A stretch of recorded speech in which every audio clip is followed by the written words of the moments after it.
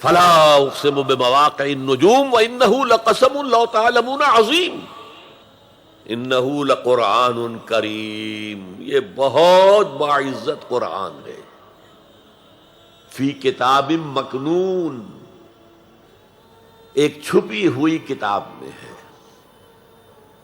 لا یمسہ الا المطہرون، اسے چھو ہی نہیں سکتے مگر انتہائی پاک ہستیاں۔ اس کے کیا معنی ہے؟ پہلی بات تو ہمیں معلوم ہو گئی، مراد فرشتے ہیں، بے ایدی سفرۃ کرام بررہ، اسی کی شرح ہو رہی ہے نا۔ اسی سے ایک فقہی مسئلہ نکالا گیا کہ بغیر وضو کے ہاتھ نہ لگاؤ، لیکن اس کا اصل مفہوم کیا ہے وہ سمجھیے۔ قرآن کی روح تک کوئی نہیں پہنچ سکتا جب تک کہ تزکیہ نفس نہ ہو گیا۔ اگر حب مال، حب دنیا، حب جاہ، حب شہرت، اگر یہ تمام محبت میں دل سے نکل نہ جائیں تو قرآن کی روح تک آپ کی اپروچ نہیں ہوگی۔ مولانا روم نے کہا ہے، اگرچہ ذرا میں سمجھتا ہوں کہ انہوں نے بہت سخت الفاظ استعمال کیے ہیں، ماز قرآن مغزہا برداشتے استخاں پیش سگا انداختے، ہم نے قرآن سے اس کا مغز لے لیا ہے، جو ایسنس ہے وہ کھینچ لیا ہے، ہڈی کا گودا جو ہے وہ ہم نے نکال لیا ہے، ہڈیاں ہم نے پھینک دی ہیں کتوں کے سامنے جو لڑ رہے ہیں۔ علم کلام کا مسئلہ ہے صفات حق حق سے جدا یا عین ذات، قرآن مخلوق ہے یا نہیں ہے، غیر مخلوق، اور بڑے بڑے ہو رہے ہیں اس کے اوپر، یہ کتے لڑ رہے ہیں ان ہڈیوں کے اوپر۔ ہم نے اس میں سے اصل شے نکال لی، وہ کیا ہے؟ اللہ کی محبت، اللہ کی معرفت، یہ ہے اصل شے۔ ماذ قرآن مغزہ برداشتے استخاں پیش سگا انداختے۔ تو جب تک انسان کا باطن پاک نہ ہو جائے وہ قرآن کے چھلکوں سے کھیلتا رہے گا، چاہے وہ کہنے کو مفسر ہو، قرآن کے باطن تک کبھی نہیں پہنچے گا۔ فی کتاب مکنون لا یمسہ الا المطہرون تنزیل من رب العالمین، یہ تھوڑا تھوڑا کر کے اتارا گیا ہے رب العالمین کی طرف سے۔ انزال کے معنی ہے دفعتاً اتار دینا۔ لیلۃ القدر میں آیا انا انزلناہ فی لیلۃ القدر، رمضان کے بارے میں شہر رمضان الذی انزل فیہ القرآن، باب افعال، لیکن حضور پر ایک دم نہیں اترا، تھوڑا تھوڑا تھوڑا تھوڑا 23 برس میں جا کر اس کی تکمیل ہوئی۔ اب دیکھیے جو شکوہ کیا اللہ نے، کیا اس جیسی نعمت سے تم مداہنت کر رہے ہو، بے اعتنائی کر رہے ہو، اسے پڑھتے نہیں ہو، اسے سمجھتے نہیں ہو، اس پر عمل نہیں کرتے، اسے اپنا امام نہیں بناتے؟ تمہارا طرز عمل یہ ہے، بلکہ تم نے اپنا نصیب یہ بنا لیا ہے کہ تم اسے جھٹلا رہے ہو۔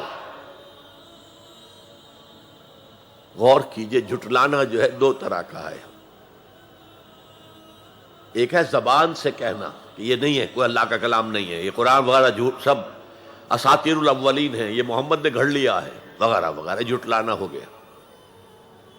ایک جھٹلانا ہے عمل سے جھٹلانا، مان تو لیا اللہ کا کلام ہے لیکن اس کی حرام کردہ شے کو اپنے لیے حلال کیا ہوا۔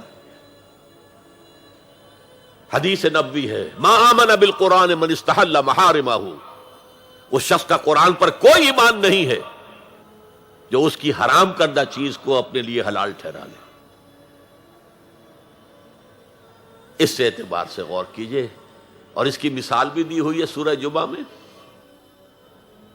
مثل الذین حملوا التوراۃ ثم لم يحملوها كمثل الحمار يحمل اسفارا بئس مثل القوم الذین کذبوا بآیات اللہ واللہ لا يهدی القوم الظالمین۔ مثال ان لوگوں کی جو حامل تورات بنائے گئے تھے اور پھر انہوں نے اس کی ذمہ داری کو ادا نہیں کیا، اسے قائم نہیں کیا، اس کے احکام پر عمل نہیں کیا۔ جیسے فرمایا ہے سورہ اعراف میں قل یا اہل الکتاب، کہہ دیجئے اے نبی صلی اللہ علیہ وسلم، اے کتاب والو، لستم علی شیء حتی تقیموا التوراۃ والانجیل وما انزل الیکم من ربکم، تمہاری کوئی حیثیت ہماری نگاہ میں نہیں ہے، تمہارا منہ نہیں ہے کہ ہم سے دعا کرو جب تک کہ تم تورات اور انجیل کو اور جو کچھ نازل کیا گیا تمہاری طرف اسے قائم نہیں کرتے۔ آج اللہ ہماری دعائیں نہیں سنتا، 30 لاکھ جا کر حج کرتے ہیں، دنیا کے حالات میں کوئی ذرہ برابر فرق آتا ہے؟ اول تو حرام کی کمائی سے حج ہو رہا ہے، تو حج ہے ہی نہیں سرے سے، جو کچھ کرتے گئے تھے سودی کاروبار وہی آ کر دوبارہ شروع کر دیا، سرکاری ملازم ہے تو جو رشوت پہلے لے رہے تھے اس کے بعد آ کر شروع کر دی۔ یہ کیا ہے؟ یہ تکذیب بالعمل ہے، جھٹلانا ہے۔ تم نے اپنا نصیب یہ بنا لیا ہے کہ تم قرآن کو جھٹلا رہے ہو، جیسے کہ انہوں نے جھٹلایا تھا۔ مثل الذین حملوا التوراۃ ثم لم يحملوها كمثل الحمار يحمل اسفارا، ان کی مثال ان گدھوں کی سی ہے جن پر کتابوں کا بوجھ لاد دیا گیا۔ مکالمات فلاطوں، گٹھڑی باندھ کر گدھے کے اوپر رکھ دیجئے تو کیا وہ واقعی منطقی اور فلسفی بن جائے گا؟ یہ مثال اللہ دے رہا ہے۔ اور یہ مثال کیوں دی گئی ہے؟ اس آئینے میں ہمیں ہماری تصویر دکھائی گئی ہے۔ تم اگر قرآن کا حق ادا نہیں کر رہے تو تمہاری مثال وہی ہے جو یہود کی تھی۔ بئس مثل القوم الذین کذبوا بآیات اللہ، بری مثال ہے اس قوم کی جس نے اللہ کی آیات کو جھٹلایا۔ تو زبان سے تو یہودیوں نے کبھی نہیں جھٹلایا تورات کو، عمل سے جھٹلایا ہے۔ هي الحلقات تحفظني